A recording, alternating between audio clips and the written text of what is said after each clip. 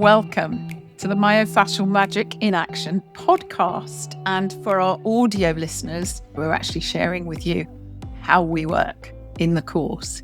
You can see the video clips over on YouTube. So head over to YouTube to watch the full episode there. Welcome, Paul. How are you doing? Hi, Joanne. Not bad at all.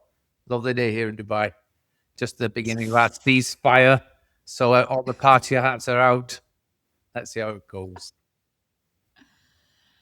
So just to bring our focus into this 5 series within our Myofascial Magic in Action podcast, this session is all about restore.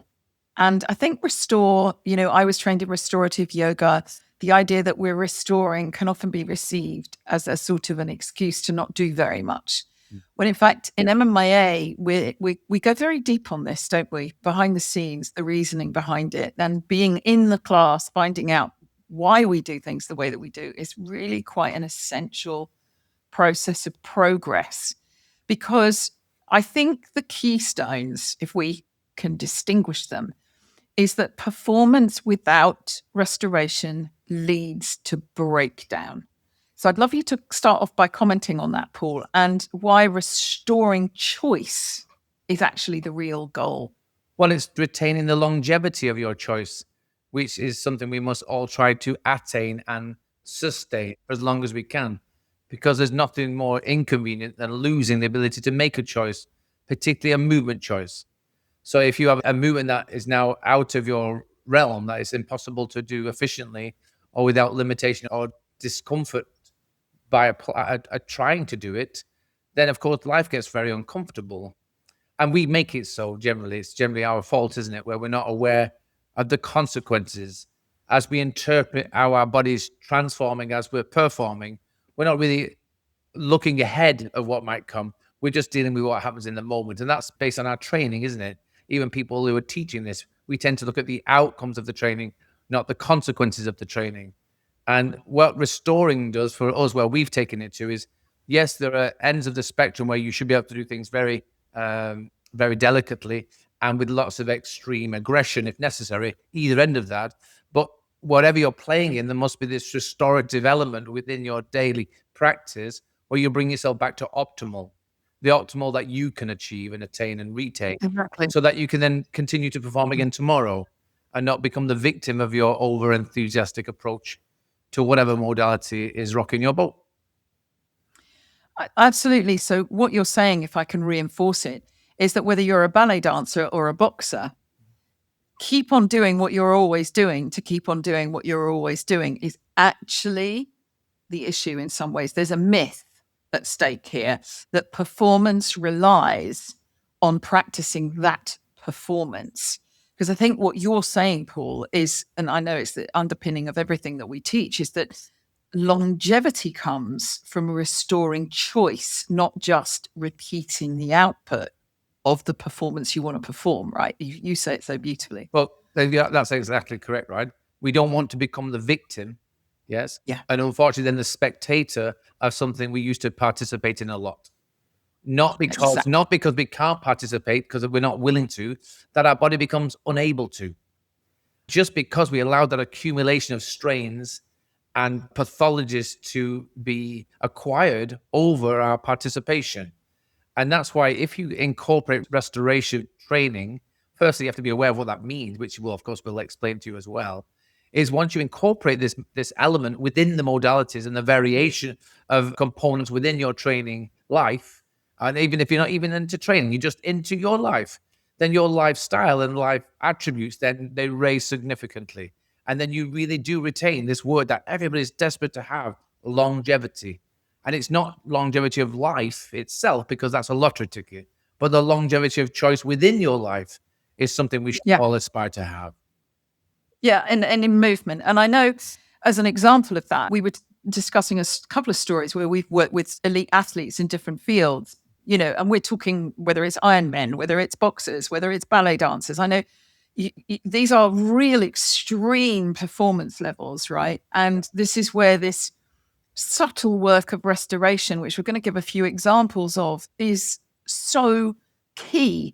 And I just want to say that the examples that we are going to use are selections of selections, if you like, of what we teach. And just want to stress that the logic behind them, we can't do that in a podcast. It's in the course, right? But the logic behind them means that, when you were there at that fabulous performance of the Royal Ballet in Dubai and working with that fabulous, fabulous dancer, do you want to share a little bit about that? Because it was such a key reason to they be were doing a tribute to Nuriev's choreography. And I was lucky enough to be invited as the therapist, if you like, that was just helping the stars, if you like, the stars of the show, manage their rehearsals and then manage the actual performance. And should they have anything crop up or they get a niggle or an injury, that I was able to step in as quickly as possible so that they didn't have to drop out of their performance.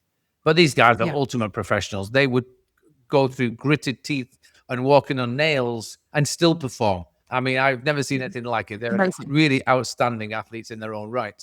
And they're all carrying limitations that they manage and incorporate into their style of dance. And when you watch them at that level, that elite level, you're just watching awe.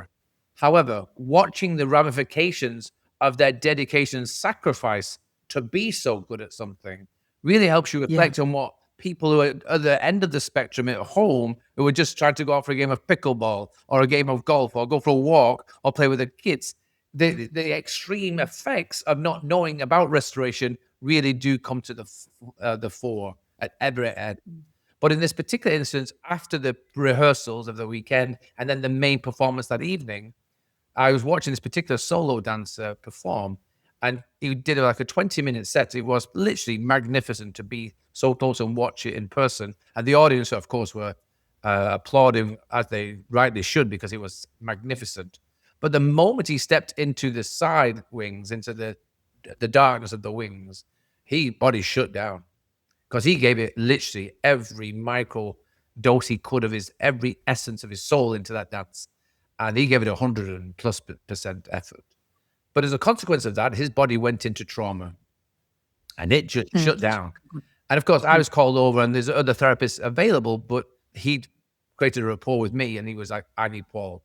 And I went over to him, and all I could do, because we couldn't move because of the way his body was responding, was put him into a thing called positional release before we could do any restoration of himself, before he then had to go get changed, go to the airport, and go to the next location for the next performance that was coming up. And what we found ourselves in a position where we had to hold him for an hour. It took nearly 60 minutes of very thoughtful positional holding, where I applied compression to him, where he allowed himself and allowed the vulnerability of himself to give and yield to the position I placed him in. And once his body calmed down and it got that re-regulation of his nervous system, I was able to allow him to move, allow him to stand, and then walk off back to the treatment room, where we can then start to then apply the restoration process, where we can get him back moving freely again. But at that level, it's quite an extreme outcome of a quite normal activity of just dancing. Of course, he's at one end of the spectrum to left-footed dancer here. And don't describe yourself like that. So I think the opening question that kind of anchors this episode is, why do strong, capable people like that, brilliant? And I mean, I know you work with, top elite golfers, and we've worked with Ironmen and sprinters and swimmers and so on. That and also most of our work with everyday people just wanting this longevity choice in their everyday life. And so why is it that strong, capable people gradually lose their options over time? It's not that they lose their ability, is it? They lose their options. And in fact, they don't necessarily realize that some of the standard trainings that we do narrow those options over time. And that it's this really quite specialized restoration is what reopens them. Well, it's like this fabric that we call the human body, as durable as it is quite fragile. And it will allow, once you've attained a skill by using yourself, whether it's skillfully attained or a natural skill you were born with, that you enhance and amplify by being given the right opportunities with the right coaches to get you to the very best level, there's a limitation to what this body can do with itself. And we definitely take it to the threshold of its capabilities very quickly when you are quite skilled. Now, the problem with that is it's like running out of fuel. If you don't take your car back to the petrol station and don't restore the amount of fuel necessary to continue the journey, then your journey becomes really hard work. You becomes overexerting. You end up having to force the movement because you don't have the fuel to move yourself efficiently in that car. Well, the body is the same. If you don't allow your fabric to go through the resynthesization and the resecretion of the right fluids in the right dosages to allow the right repairs to have the right recovery, you don't get to the restoration phase where your body goes, thank God for that. I had time to recover in the time necessary to go through the process of restoration. And then you can then perform, because as you keep performing, you are going to continually transform, and your body will shape and go through a very elaborate series of morphological changes that are often go against you. They limit you. However, you'll then see, if you can see this on the TV, you'll see this a lot, right? Where you have professional footballers of a certain era that come back, and they remember they left and they retired early because they had injured knees, a back issue, whatever damage happened to their body over their career. But they come back for a testimonial or an exhibition match, and they didn't lose their skill. You can see they're still bloody skillful at what they do. They can control the ball magnificently. They've got great timing. They've got great touch, and they can pass the ball and put it on a pin drop 100 yards away, or whatever it is they can do in their prime when they were at their peak. But what they've lost is the durability. What they've lost is that athleticism within their tissue to respond and be as athletically capable. And that's because your fabric is not designed to do it over such a long period of time. One of the things I think is key here is that these people feel strong but restricted. And what this is that we're not trained when we learn our modality, whether it's yoga or Pilates, or you're a fitness coach or a strength and conditioning instructor or a personal trainer. The training does not include the understanding of these subtle tissue requirements to restore. Now, we don't mean lie down and rest. That's included in part of the restoration. Absolutely. Rest is restore. It's actually restore free energy storage capacity. And I think that is what is misunderstood, that we look to replenish with rebound and recoil and release the original energy that's all about.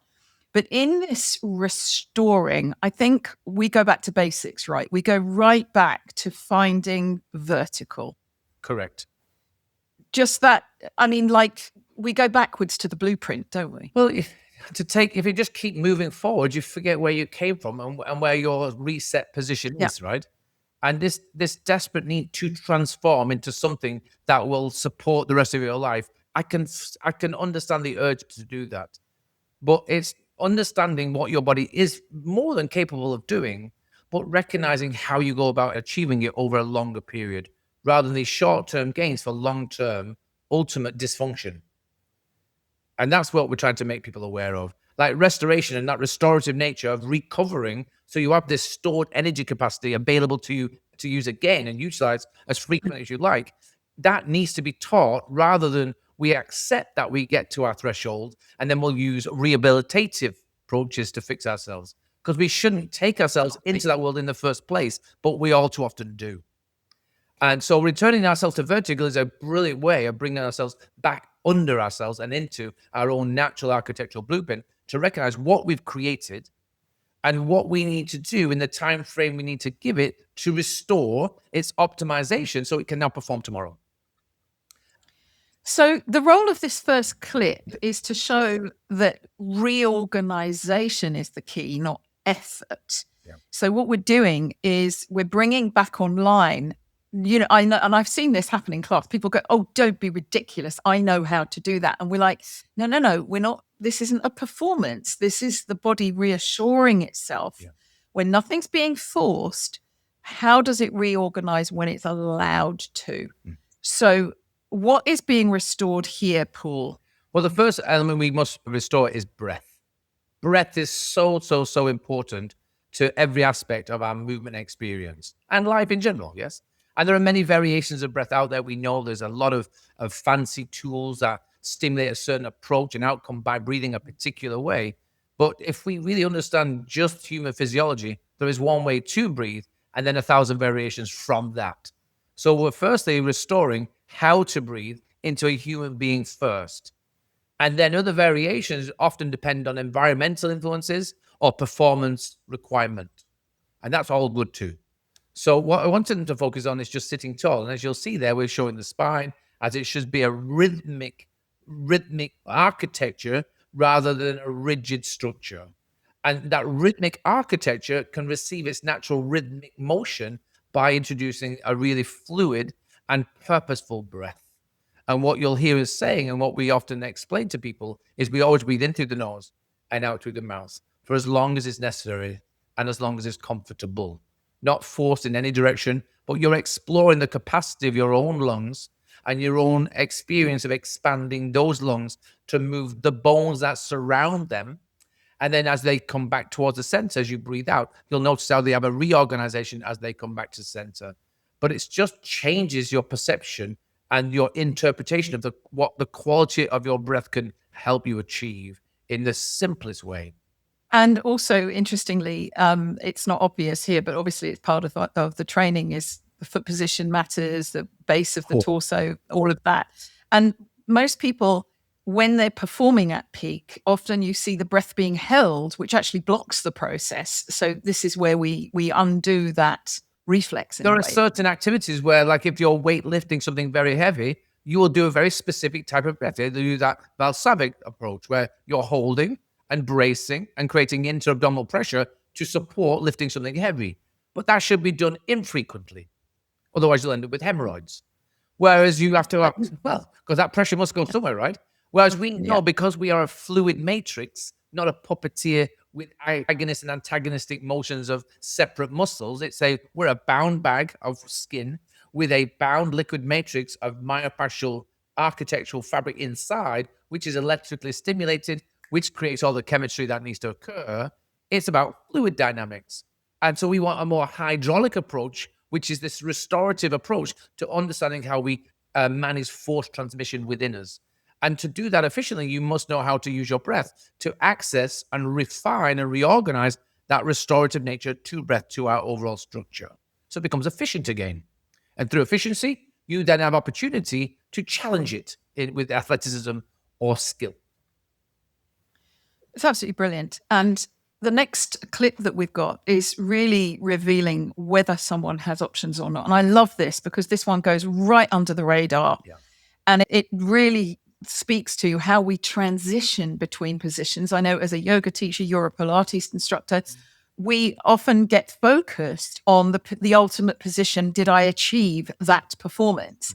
And what we're really looking at is transitions between positions, the fluidity versus the fixed shapes, so that we're promoting adaptability and resilience, right? So I think this is where you see if someone has options rather than talent at achieving static positions. And I absolutely love these two clips that we've got here, because we really were doing something outside the box, right? Because most training focuses on those positions rather than the transitions. Well, what we've got to make people understand is this lovely skeletal body that they are, it doesn't have to be symmetrical like a robot, like the skeleton behind me.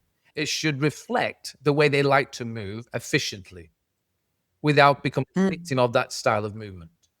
And we have this phrase where we say all bones must be able to move at all times, unless in a specific situation where rigidity is your only option. But that should be very, very rare rather than the norm. And in normal training, they focus too much on stability, on rigidity, on bracing for conformity, and then manage these leverage of motions to push, pull, or transmit force in some direction.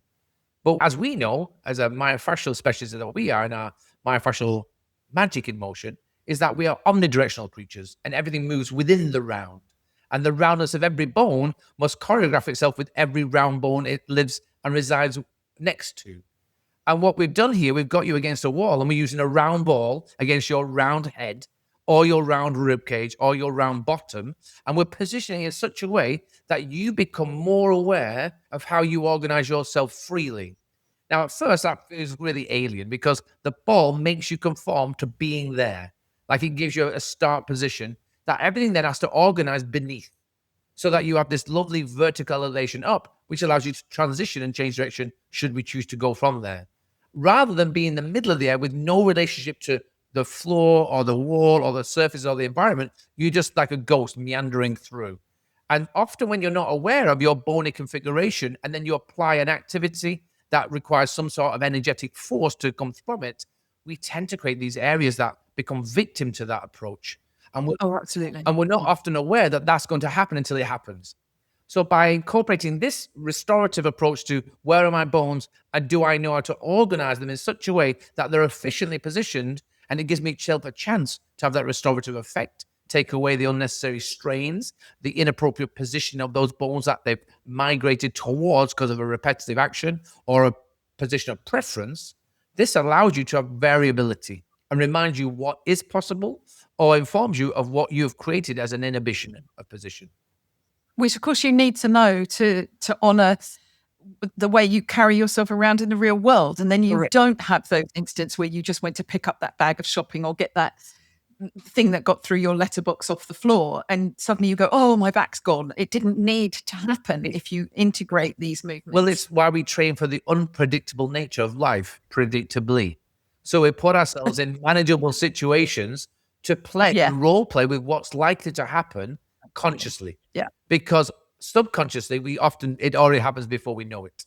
So these are really organized situations where we're re-educating ourselves to understand what we are, how we can facilitate that restoration of position of ourselves within the environment we're being, and then see if movement's possible from there.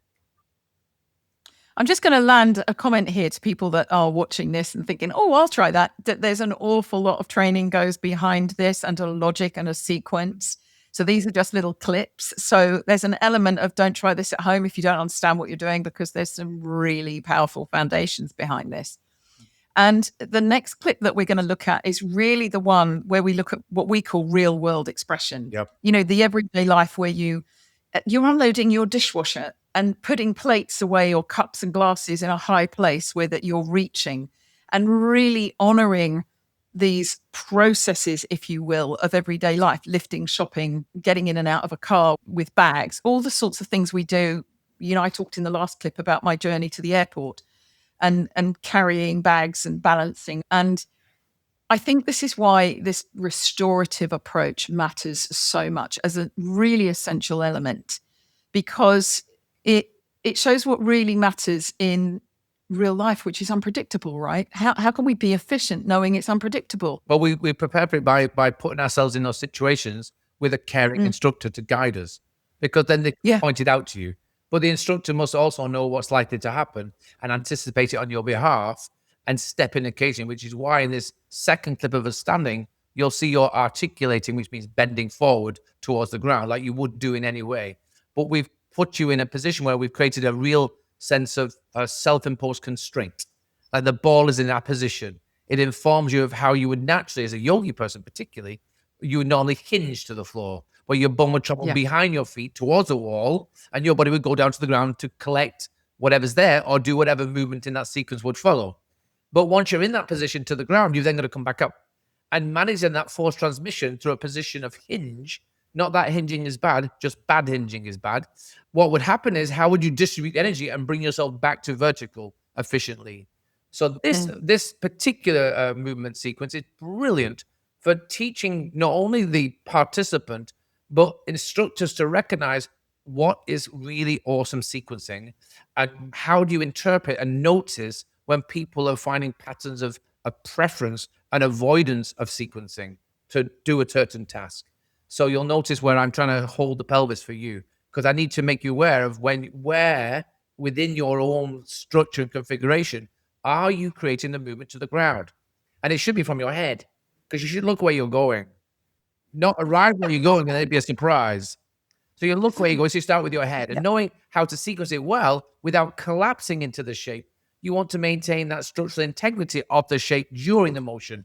And again, we have that other phase that we say so much. All bones must be able to move at all times during all movements. This is a prime example of why people get hurt in bending and rotational exercises or activities. And when they try to stand back up again, they get that herniated disc, which is all too common outcome in the world today. Absolutely. And it was marvelous for me because, I, as a yoga teacher, I'm very bendy. I'm hypermobile naturally, and I'm really good at folding in half and doing what I need to do in the yoga. But what this did was slow me right down, bring me into presence, bring me back to the breath. And then I was like, oh, actually. And it really unfolded something for me Right. that was so key. I was like, what am I doing with this ball behind me? It was incredible. It was like being in the conversation with about 6 different instructors at the same time. But I was left with finding my integrity, that it's not so much what happens in controlled environments as this inside of me was in coherent balance with me. Does that make sense? Yeah, the quality is so different. And, So much and the better. idea of the prop of the ball and the position of the wall and you in organization with those, there's a relationship that was built up, which you then take into the freedom of the middle of the room where you have no contact with anything.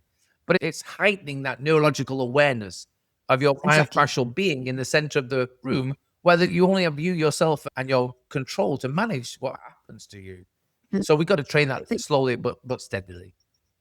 Yeah, and what was so lovely is it restores and reintroduces options. It wasn't fixing, correcting, strengthening, repeating. It was really giving the body back those choices. And to speak of that in the progress through, there's many iterations of the restorative work that we do in the program. That this last clip where it actually looks quite easy, but oh my goodness me, was that challenging. Yes. To focus on then being able to handle real life movement, unpredictability. I just became so much more efficient after practicing this. When I put this into my daily routine, it's like, oh my goodness, you've got to be willing to really be honest about this movement, haven't you? Yeah, movement does not lie. Capabilities do not lie in this situation. And that's the whole point of MMIA. We're always trying to find positions and opportunities where the truth is revealed instantaneously so that you Yeah. must behave and respond instinctively to it and recognize why you did. And then you can adjust or reinforce or challenge whatever that response was in the minute and the moment. And this prone exercise where you're facing the floor and you've got just a ball beneath your pelvis. So for those who want to try it, it's between your pubic bone and your belly button. And the only thing in contact with the floor, and when you get to the end range of this, is the ball, and you're on it in a horizontal position, and your fingerprints, just the fingerprints. And they can be as wide and as organized as you wish, but that's the only contact with it. And what this does, it brings an element of intensity. We're going to amplify the effects of gravity that apply on you and through you and out from you towards the ground. And you want to know how you have this rotational preference and how your body must micromanage the micro influence that is going to have a macro effect in the long and repeated turns of moving and walking and lifting and using force to generate certain movement requirements in your life. So it is a fail-safe experience to go, wow, how good am I at managing the breath that restored my vertical nature earlier?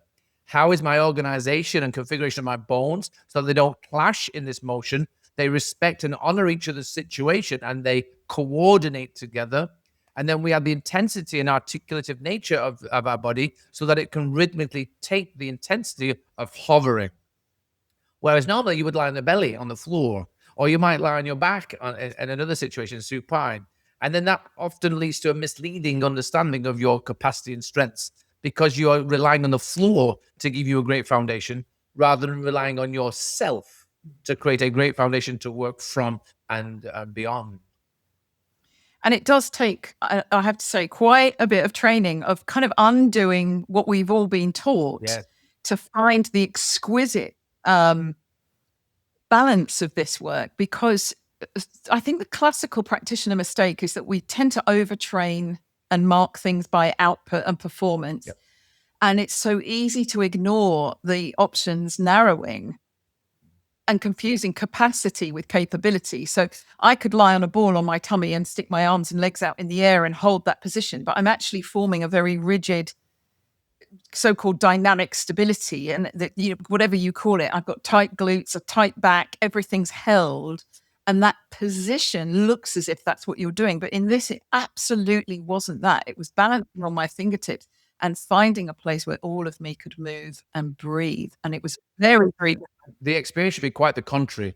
It should be a thoughtful, present sensation where you're not looking for this data-orientated outcome. Where how many did I do? How long did I do it for? Did I suffer? Could I hold my breath? Am I strong? Do I feel dynamic? And what we're looking for is dynamic instability. That you become an expert at managing your instability and wobbliness to the situation at hand, but don't become a victim of it, and you don't panic during it.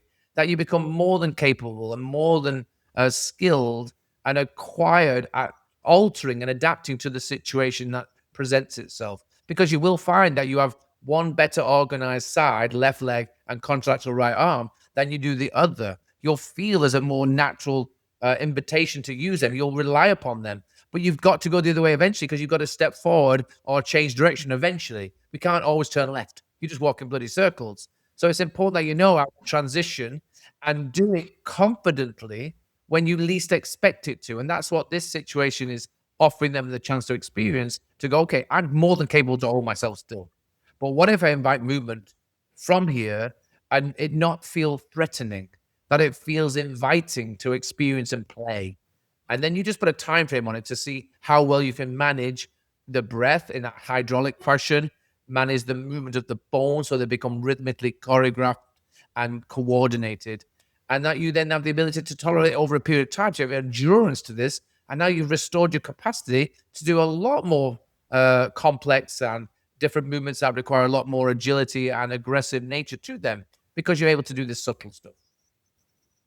It's fabulous because, and a lot of this, let's be fair, is not visible or usable from these clips. So just let me put that in as a sort of caveat, not because we're withholding it, but because it would literally be the course, right?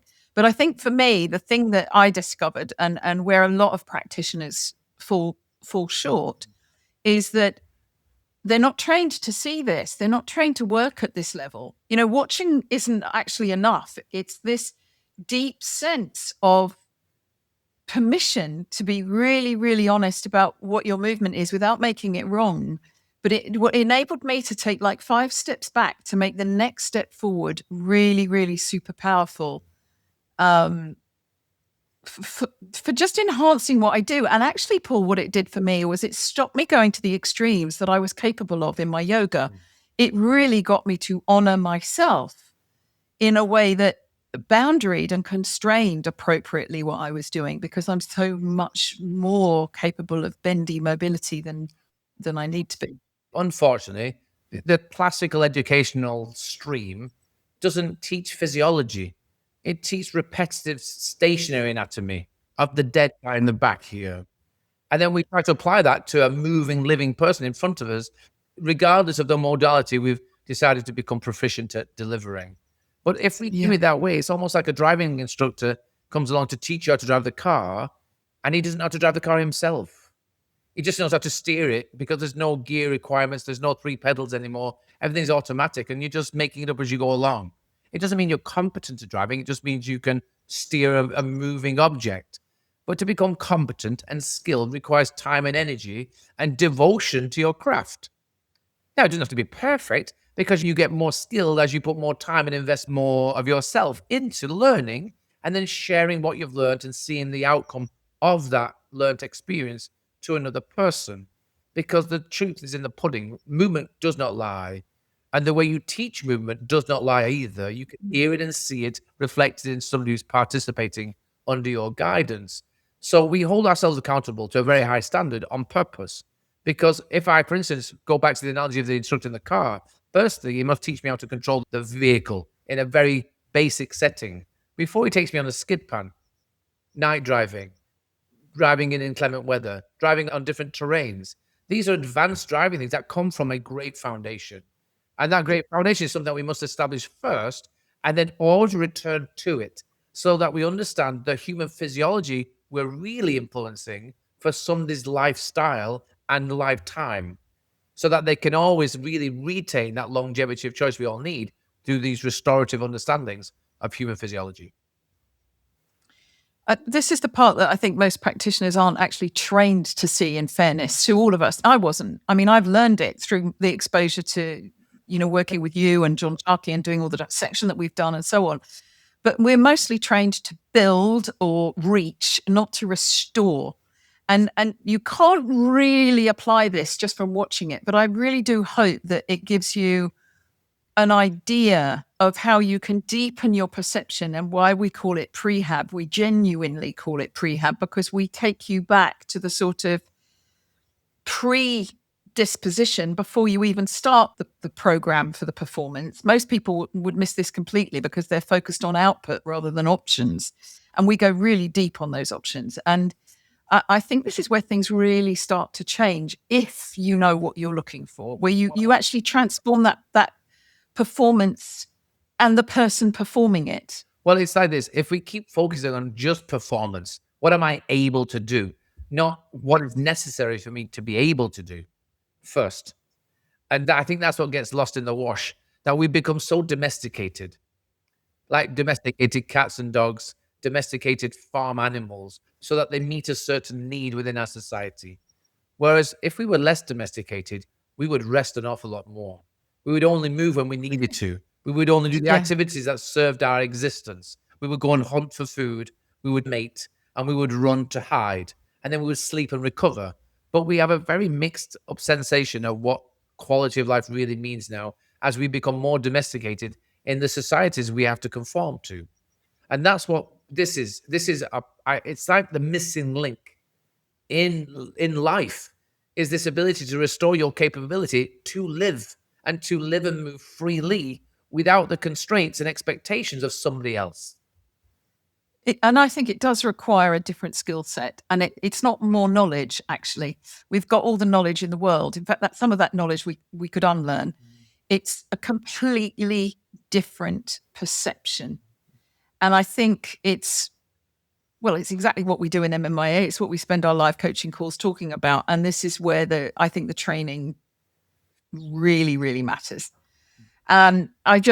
I hope this inspires you to inquire about MMIA. And I know that sounds like an ordinary marketing pitch, but actually it comes from Paul and I having an absolute passion to keep people off our bodywork tables and out there working with their own bodies at elite levels and training other people to do the same. And that, to a grandmother, is being able to run around the garden with her grandkids and reach a cupboard without hurting her back, her shoulder, or her arm. It's all ages and stages of fitness, isn't it, really, Paul? Exactly. It's exactly that. I mean, life is meant for living and live it well, but recognize what the outcomes of your choices are and anticipate them, or get guidance on how to avoid the hurdles that we're often building in front of us and we don't know they're there until we run into one. But they're a little bit more obvious than you think when you understand what to predict and anticipate. Yeah, because the truth is, if you don't restore, the body will just compensate somewhere else. And I think this is why we get so passionate about it, because people break down despite doing everything right. And they're the ones that are heartbroken, aren't they? The ones, as we said at the beginning, that have become victim of the very thing they love because they've done so much of it without understanding the nature and the depth and the quality of restoration that their body's longing for. Well, restoration prevents the poor negative compensatory patterns that often intertwined in people's bodies, that we are trying to first reveal, understand what these common compensatory patterns are and how they've been organized and formed because of a certain style of movement, and how we can intervene in some way and add a more appropriate adaptation of the tissue. Because the fact of the matter is, people have a perception that if it's compensated because of an injury, it'll go back to normal once the injury is healed. And that, unfortunately, that's not true, because just like your plants grow, once they've grown, they've grown. Once they've adapted and changed shape, they've changed shape. And you can't restore it to what you first bought. It will change angles. It will change densities. It will change foliage. It will change vibrancy, maybe dying on one side of it.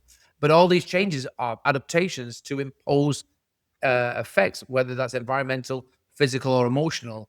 And we are like the trees in that respect. Once we change our shape, it's recognizing how that change occurred and did it serve us for the short term or for the long term. And once we accept why that change has occurred, we can then decide and create strategies and approaches to influence more appropriate adaptations to retain efficiency. And it's always being efficient in the shape you are that retains the longevity of the things you like doing. Because once you become inefficient, then all your fun stops, and then life gets really bloody uncomfortable. Thank you for that. My pleasure. And I know it's borne out in the beautiful work that you do manually and in movement, and it's a joy to work with you as ever. Likewise. Take care, everybody. God bless and have a good day. Bye-bye. See you soon. Don't forget to be here for the last one, because all of this work is what allows us to refine. And I can't wait for that session.